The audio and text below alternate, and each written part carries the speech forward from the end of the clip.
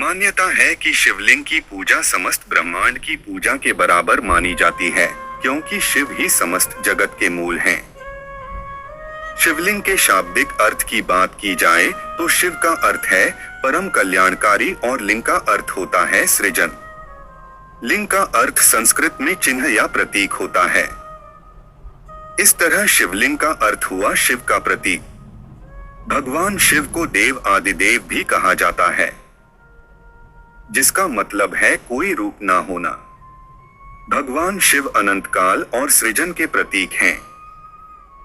भगवान शिव प्रतीक हैं आत्मा के, जिसके विलय के बाद इंसान परम ब्रह्म को प्राप्त कर लेता है।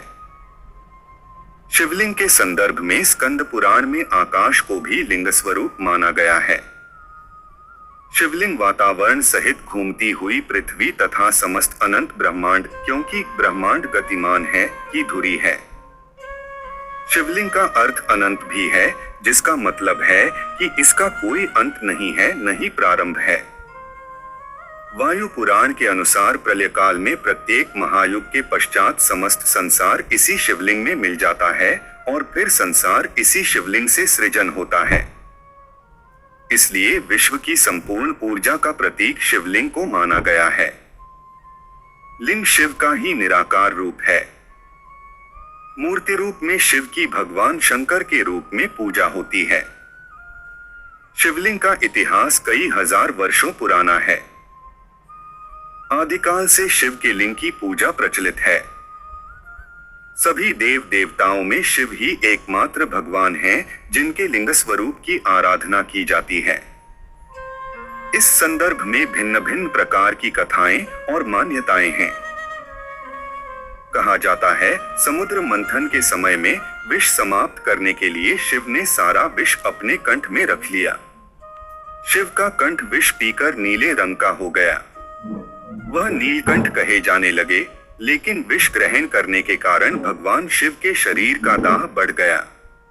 उस दाह के शमन के लिए शिवलिंग पर जल चढ़ाने की परंपरा प्रारंभ हुई, जो आज भी चली आ रही है। शिवलिंग को भगवान शिव का प्रतीक मानकर पूजा जाता है। इसकी पूजा विधि विधान से की जाती है। ऐसे हुई शिवलिंग की उत्पत्ति।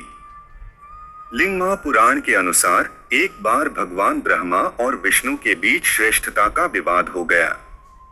जब उनका विवाद बहुत अधिक बढ़ गया, तब अग्नि की ज्वालाओं के लिपटा हुआ लिंग भगवान ब्रह्मा और भगवान विष्णु के बीच आकर स्थापित हुआ था। दोनों उस लिंग का रहस्य नहीं समझ पाए। इस रहस्य के बारे में विष्णु भगवान और ब्रह्मदेव ने 1000 वर्षों तक खोज की, फिर भी उन्हें उस लिंग का स्रोत नहीं मिला। निराश होकर दोनों देव फिर से वहीं आ गए जहां उन्होंने लिंग को देखा था। वहां आने पर उन्हें ओम की ध्वनि सुनाई दी, जिसको सुनकर उन्हें अनुभव हुआ कि यह कोई शक्ति है, और उस ओम के स्वर की आराधना करने लगे। भगवान ब्रह्मा और भगवान विष्णु की आराधना से प्रसन्न होकर उस लिंग से भगवान शिव प्रकट हुए और सद्बुद्धि का वरदान दिया। देवों को वरदान देकर भगवान शिव चले गए और एक शिवलिंग के रूप में स्थापित हो गए।